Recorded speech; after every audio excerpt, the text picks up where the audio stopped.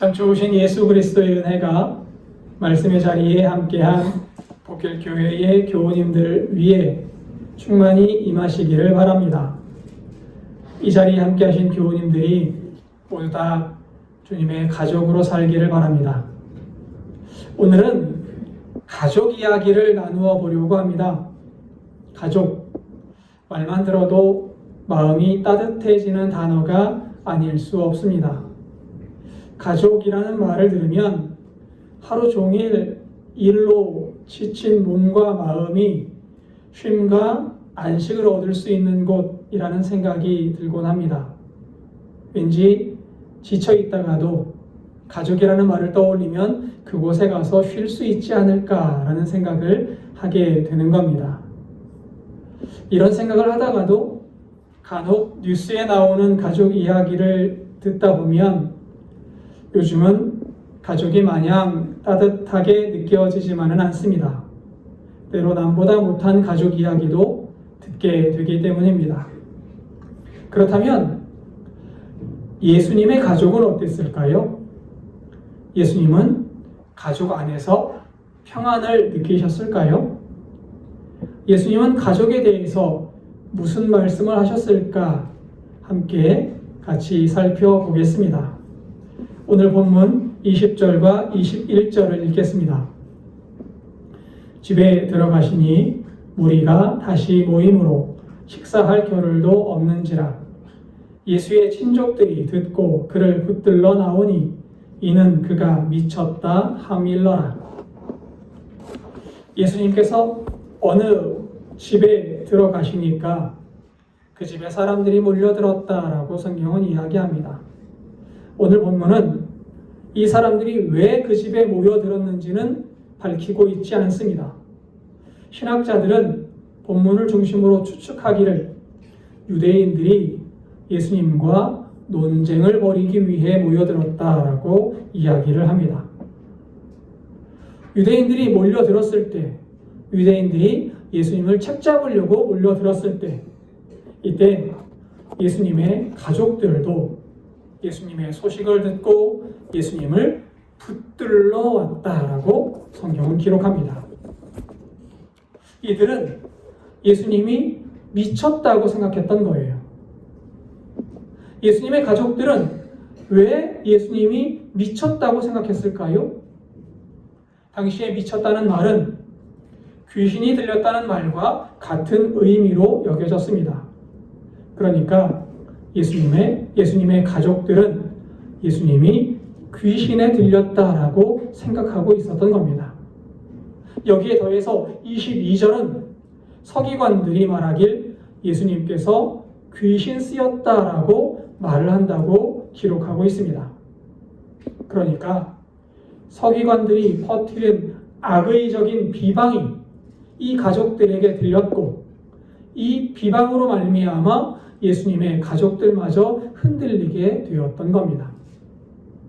예수님의 가족들은 예수님을 진정으로 이해하기보다 인간적인 걱정과 가문에 대한 체면 때문에 예수님의 사역을 중단시키려고 예수님을 붙들러 왔던 겁니다.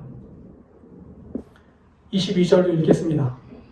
예루살렘에서 내려온 서기관들은 그가 바알세불이 집혔다 하며 또 귀신의 왕을 힘입어 귀신을 쫓아낸다 하니 예루살렘에서 온 서기관들이 예수님께서 병자를 고치시고 귀신을 쫓아내시는 능력을 보고 그 능력이 귀신의 왕을 힘입었기 때문에 할 수 있는 일이다 라고 말한다는 겁니다.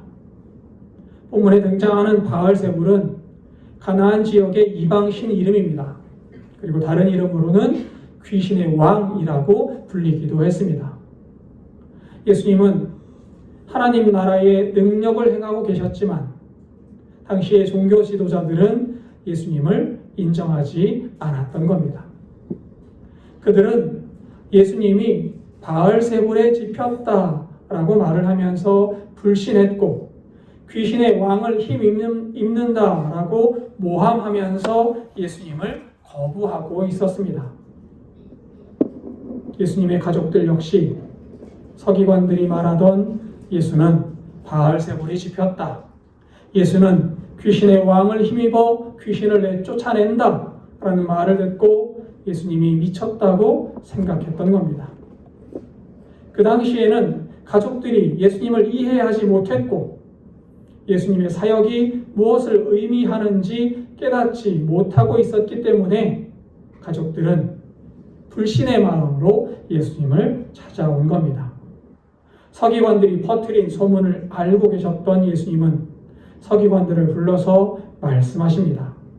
23절부터 26절까지를 읽겠습니다. 예수께서 그들을 불러다가 비유로 말씀하시되 사탄이 어찌 사탄을 쫓아낼 수 있느냐? 또 만일 나라가 스스로 분쟁하면 그 나라가 설 수 없고 만일 집이 스스로 분쟁하면 그 집이 설 수 없고 만일 사탄이 자기를 거슬러 일어나 분쟁하면 설 수 없고 망하느니라. 예수님은 비유를 들어서 자신이 귀신 들린 것이 아니다라는 사실을 증명하고 계십니다. 사탄을 쫓아내지 않는다는 거예요. 여러분, 나라가 스스로 분쟁하면 그 나라가 설 수 있습니까? 나라는 망하게 될 겁니다. 분쟁한다라는 말은 원어 성경을 보면 나뉘어진다라는 뜻입니다. 갈등이 극심해서 나라가 갈라지면, 서로가 서로에게 너무나 불신하는 마음이 깊어서 나라가 나뉘어지면 그 나라는 바로 설 수 없고 무너지게 된다라는 겁니다. 가정도 마찬가지입니다. 가정의 갈등이 극심해져서 가정이 나뉘어지면, 갈라지면, 그래서 서로 다투고 싸우면 그 가정은 깨질 수밖에 없을 겁니다. 같은 이치로 만약에 사탄이 갈등하고 분쟁하게 된다면 사탄의 왕국은 망하고 말 겁니다. 그러나 보십시오. 세상은 여전히 사탄의 영향을 받고 있습니다. 사탄은 나뉘어 분쟁하지 않았던 겁니다.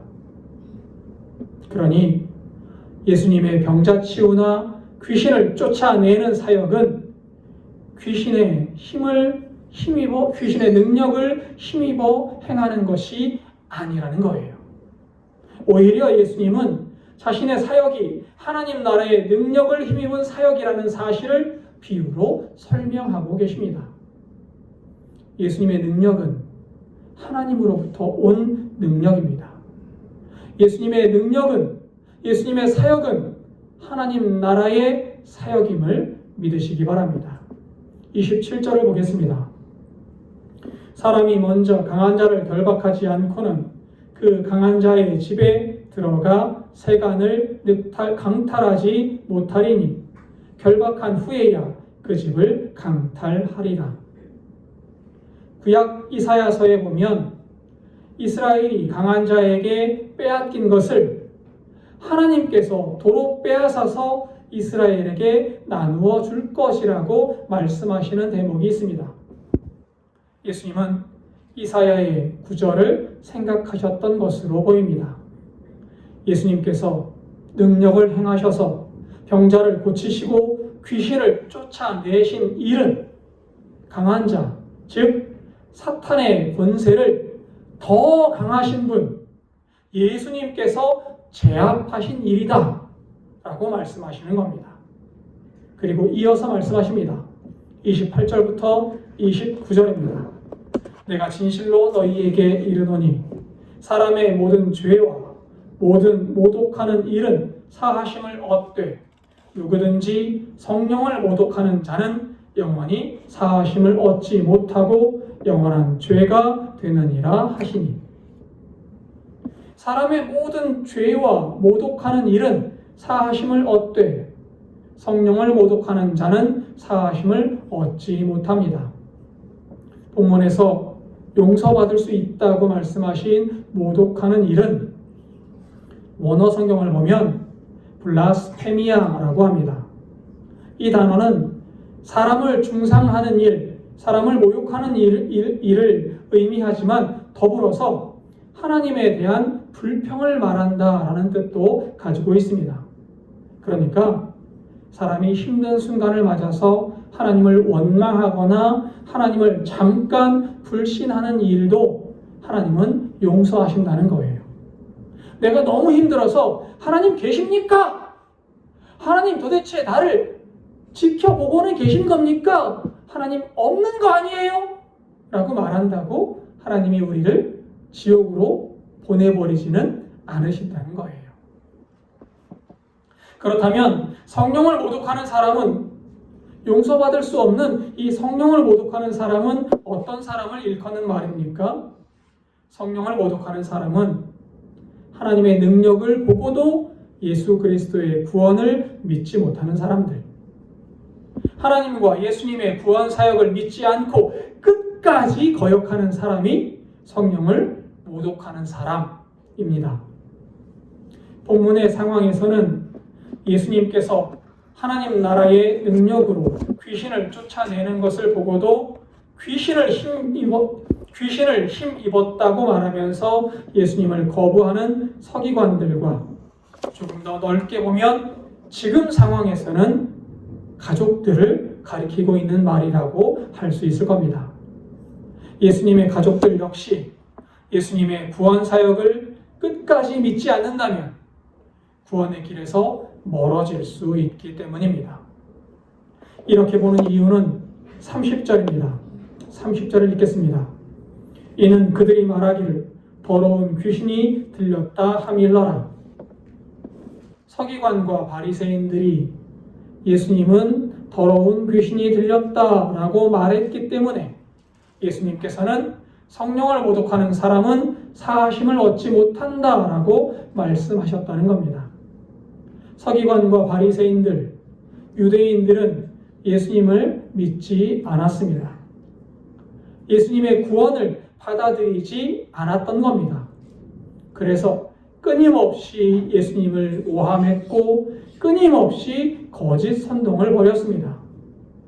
예수님의 가족들 역시 이 거짓 선동에 속아 넘어갔고 예수님은 이들을 향해 성령을 거역하는 죄를 짓지 말라고, 이제는 하나님의 구원 사역을 거부하는 일에서 돌이켜서 예수 그리스도의 안으로, 예수님의 공동체 안으로 들어오라고 권면하고 계신 겁니다. 그리고 다음에 이야기가 이어집니다. 31절입니다. 그때에 예수의 어머니와 동생들이 와서 밖에 서서 사람을 보내어 예수를 부르니, 그때에 라는 말은 앞절까지의 이야기로 예수님께서 서기관들과 논쟁하실 때를 가리킵니다. 그때 예수님의 어머니와 형제들이 와서 밖에 서 있었다라고 기록합니다. 왜 예수님의 어머니와 형제들이 밖에 서 있었지요? 예수님을 붙들려고, 예수님을 붙들어 가려고 밖에 서 있었던 거예요. 이 밖에 서 있었다라는 말은 눈에 보이는 대로 집의 문 밖을 의미할 수도 있지만, 비유적으로 보면 하나님의 말씀을 듣고 말씀에 순종하기 위해 힘쓰는 예수 공동체에 속해 있지 않고 그 공동체 밖에 있다라는 의미로 읽을 수 있습니다. 예수님의 어머니와 형제들은 예수님의 말씀을 듣지 않았고 구원 사역을 믿지 않았기 때문에 예수님의 구원 공동체에 속하지 못하고 공동체 밖에 머물렀다라고 말하는 겁니다. 다시 말씀을 드리면 예수님의 어머니와 형제들은 구원의 밖에 있었다라는 거예요. 32절 읽겠습니다. 무리가 예수를 둘러 앉았다가 여짜오되 보소서 당신의 어머니와 동생들과 누이들이 밖에서 찾나이다. 무리의 밖에 있는 가족을 보고 제자들이 예수님께 여쭙습니다. 보소서 당신의 어머니와 형제들이 밖에서 당신을 찾습니다. 보소서라는 말은 원어 그리스어를 보면 이두라고 합니다. 말 그대로 보십시오라는 뜻이에요. 이 말은 집 밖에 있는 예수님의 가족을 보십시오라는 말입니다. 반면에 비유적으로도 해석할 수 있습니다. 제자들이 예수 공동체 밖을 한번 보십시오라고 말하고 있는 겁니다. 예수님의 말씀보다 바깥의 시선과 세상의 평가를 한번 의식해 보십시오. 저들이 우리를 어떻게 생각하는지 한번 생각해 보십시오라고 이야기하고 있는 겁니다. 예수님의 뜻과는 거리가 먼 구원 공동체의 밖을 보라고 제자들이 예수님께 이야기하고 있는 겁니다. 이렇게 해석하는 근거는 이 말을 한 주체가 무리라고 기록되었기 때문입니다. 한 개인이 예수님께 보십시오, 당신의 가족이 밖에 있습니다 라고 기록하였다면 집 밖에 있는 가족을 보라고 어떤 한 사람이 말했다고 읽을 수 있을 겁니다. 그러나 무리가 이렇게 말했다는 의미는 비유적인 의미가 내포되었기 때문에 무리가 말했다라고 성경이 기록한 겁니다. 예수 공동체 밖에 있는 예수님의 생각과 상관이 없는 세상의 생각, 세상의 평가에 신경을 써야 한다라고 제자들이 예수님께 이야기하고 있다는 겁니다. 오늘날 한국에 있는 교회들이 예수 그리스도의 말씀, 예수 그리스도의 희생과 하나님의 말씀을 향한 순종의 뒤를 쫓는 것이 아니라 세상의 이야기, 세상의 가치관을 쫓아가는 세태를 생각나게 하는 대목이라고 말할 수 있을 것 같습니다. 우리가 공동체 밖을 보라고 이야기하지만 예수님은 그 밖을 보지 않으십니다. 그리고 안에 있는 사람들을 보시면서 이렇게 말씀하십니다. 33절부터 읽겠습니다. 대답하시되 누가 내 어머니이며 동생들이냐 하시고, 제자들을 보시면서 말씀하시는 거예요. 도대체 누가 내 어머니이며 내 동생이냐? 너무 의외의 말씀을 하시기 때문에 조금은 당혹스럽습니다. 이 말씀을 오해하면 예수님께서 어머니나 형제들을 버리셨다는 말씀으로 읽히기도 합니다. 하지만 이 말씀은 예수님께서 가족을 버리셨다는 말씀이 전혀 아닙니다. 그리스어 원어 성경을 보면 누가라고 번역되는 티스라는 단어가 대문자로 쓰여 있음을 볼 수 있습니다. 대문자로 쓰였다는 사실은 이 본문이 그 단어를 강조하고 있다는 거예요. 그러니까 결론적으로 예수님은 저들은 내 가족이 아니야 라고 말씀하시는 것이 아니라 누가 라는 말에 방점을 두고 계신다는 겁니다. 어머니와 동생이 가족이 아니라는 사실에 방점이 있는 것이 아닙니다. 예수님은 예수님의 참 가족이 누구냐? 진정한 예수님의 가족은 누구냐? 라는 이 누구냐에 방점을 두고 말씀하셨다는 겁니다. 예수님은 진정한 가족을 이렇게 말씀하십니다. 34절과 35절입니다. 둘러 앉은 자들을 보시며 이르시되 내 어머니와 내 동생들을 보라. 누구든지 하나님의 뜻대로 행하는 자가 내 형제요 자매요 어머니이니라. 예수님은 예수님 주변에 있는 사람들을 보시면서 내 가족이다 라고 말씀하십니다. 그들은 하나님의 뜻대로 행하기를 힘쓰는 사람들이기 때문에 예수님의 가족이라는 거예요. 예수님께서 걸어가셨던 그 길을 함께 걸어가는 사람들이기에 그들이야말로 진정한 가족이라고 말씀하시는 겁니다. 여러분, 예수님은 하나님의 말씀에 끝까지 순종하신 분입니다. 빌립보서 2장 8절을 읽겠습니다. 사람의 모양으로 나타나사 자기를 낮추시고 죽기까지 복종하셨으니 곧 십자가에 죽으시니라. 예수님은 끝까지 순종하셨고 끝까지 말씀을 따랐습니다. 그리고 예수님께서 가셨던 이 순종의 길을 힘써 뒤따르는 사람들, 그들이야말로 예수님의 진정한 가족이라고 말씀하고 계신 겁니다. 여러분, 가나안 농군 학교라는 곳이 있습니다. 이곳의 초대 교장이신 분이 김용기 장로님이라는 분입니다. 그 아들이신 김범일 장로님 역시 이 가나안 농군 학교의 교장직을 수행했었다고 합니다. 아들이신 김범일 장로님은 사람들을 만나면 간혹 이런 말씀을 하셨다고 합니다.